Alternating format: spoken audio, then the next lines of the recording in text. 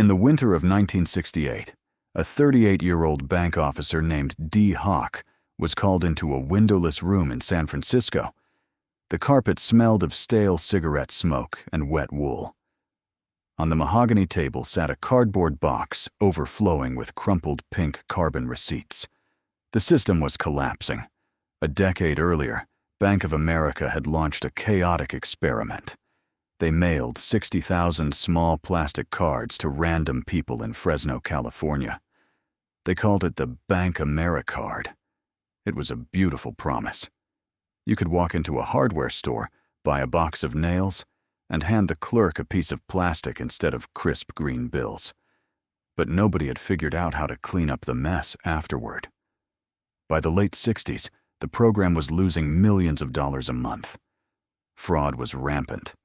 People were using stolen cards to buy television sets and diamond rings, knowing the store clerk had no way of verifying their bank balance. To check if a card was valid, a merchant had to open a thick paper booklet printed every Tuesday, look up a 16-digit number in microscopic font, and hope the customer wasn't standing there with a fake name. If the purchase was over $50, the clerk had to pick up a heavy rotary telephone, dial a manual operator, and wait 20 minutes for a human being in a warehouse to flip through a giant leather ledger. The lines at the registers grew longer. Customers became angry. Merchants began tossing the plastic cards into the trash, demanding cold, hard paper cash instead. The executives in the room wanted to burn the program down. They thought the experiment had failed. They wanted to go back to the safe, predictable world of paper checks and iron vaults. D. Hawk looked at the box of crumpled receipts. He didn't see a failure of money. He saw a failure of imagination. He realized that the executives were looking at the plastic, while the real magic was happening in the silence between the transaction. He told the room that money wasn't the paper in your wallet. Money wasn't the gold sitting in Fort Knox. Money was nothing more than alphanumeric data. It was information. And if you could move information faster than a human could count paper bills, you could control the trade of the entire world. To understand how a company could build a $14 trillion empire without ever handling a single dollar of consumer debt, you have to look at what actually happens when you buy a pair of shoes. When you slide a piece of plastic through a terminal or tap your phone against a black glass square, it feels instantaneous.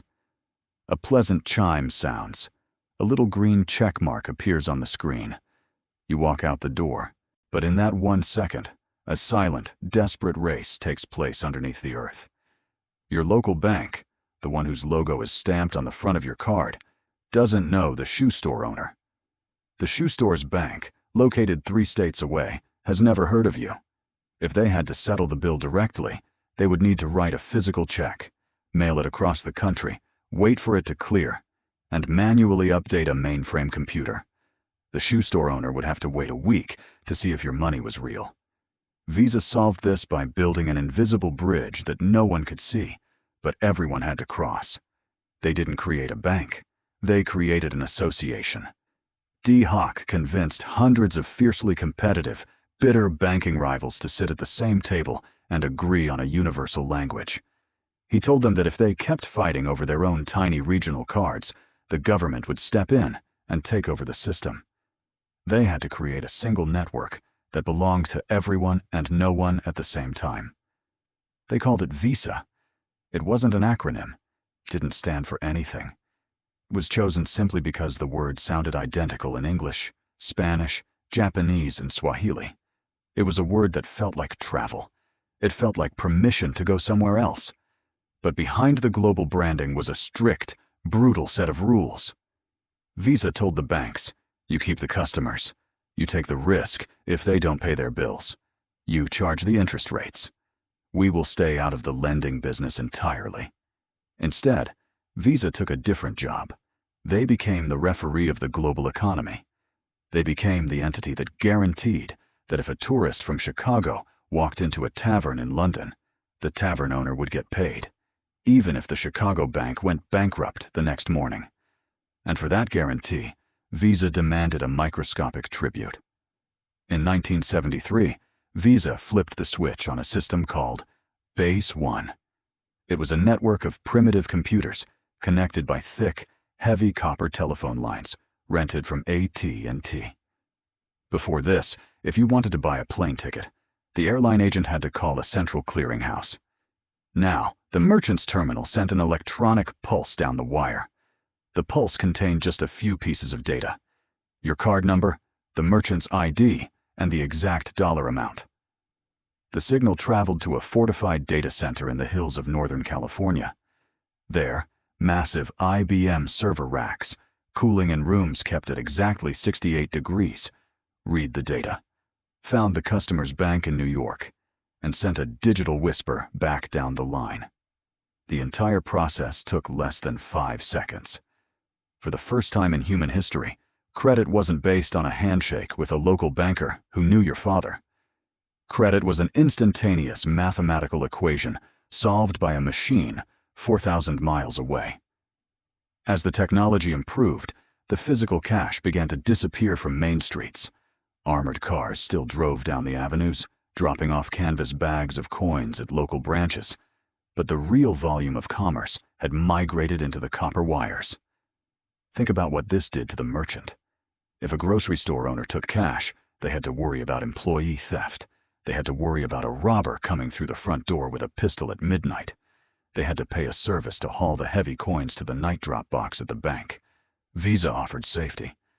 But that safety came with a price that would eventually reshape the profit margins of every business on Earth. Every time a card was swiped, a fee was extracted. It was called the interchange fee. It wasn't a flat rate. It was a complex matrix of percentages and fixed costs. A fraction of a percent went to the bank that issued the card. A fraction went to the bank processing the payment for the store. And a tiny, invisible slice went directly into Visa's pockets for providing the wire. To the consumer, the transaction felt free. The price of the shoes was $50, and $50 came out of their account. But the merchant only received $48.50. The remaining $1.50 vanished into the network. Business owners complained. Some tried to hang signs in their windows saying, "Cash only." But customers walked past those stores. They went to the businesses that accepted the plastic because the human brain is wired to love convenience more than it loves its own privacy. By the late 1980s, Visa had outgrown the American suburbs. It was no longer just a way to buy groceries without writing a paper check. It had become a sovereign infrastructure.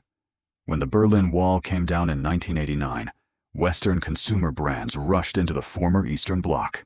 But you couldn't sell a television set or a pair of blue jeans in Warsaw or Prague using a currency that was collapsing by the hour. The physical cash was unreliable.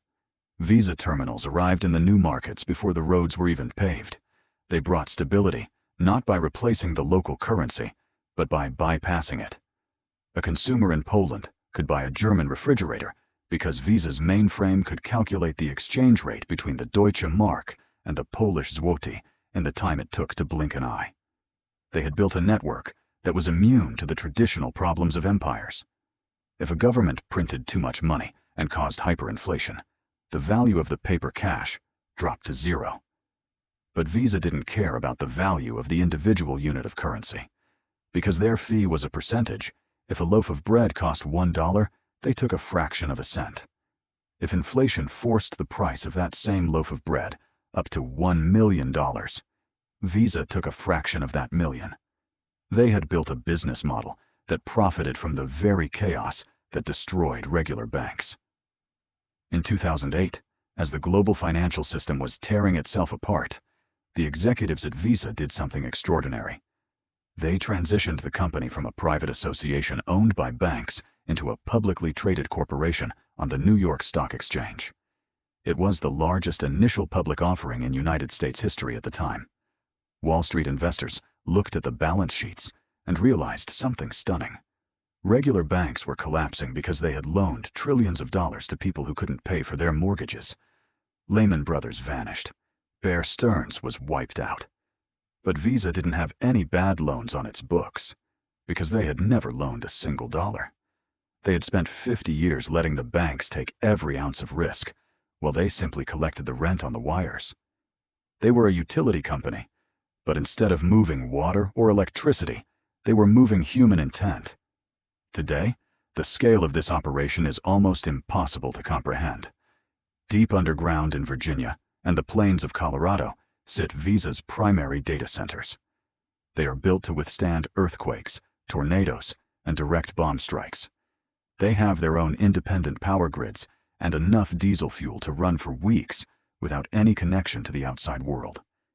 Inside those bunkers, specialized servers process over 65,000 transactions every single second.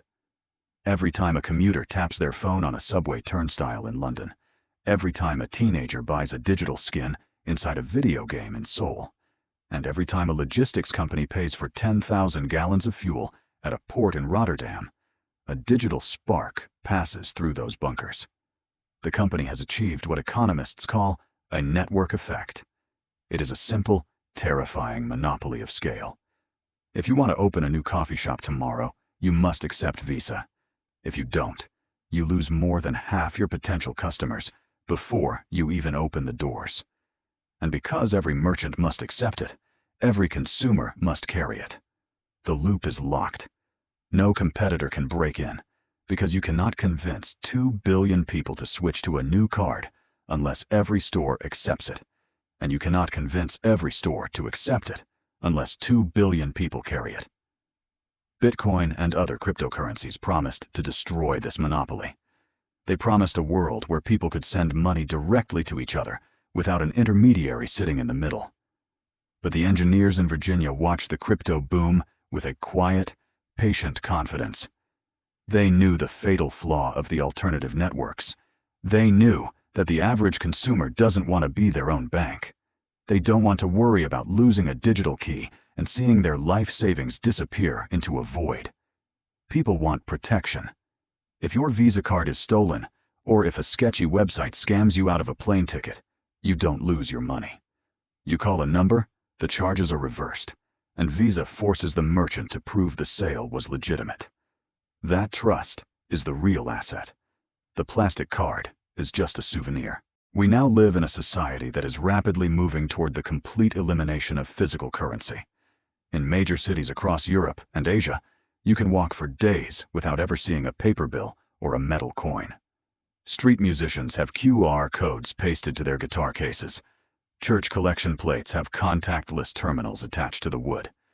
Every time cash dies in a specific industry, Visa's territory expands. When you paid a parking meter 20 years ago with a quarter, that 25 cents went entirely to the city government.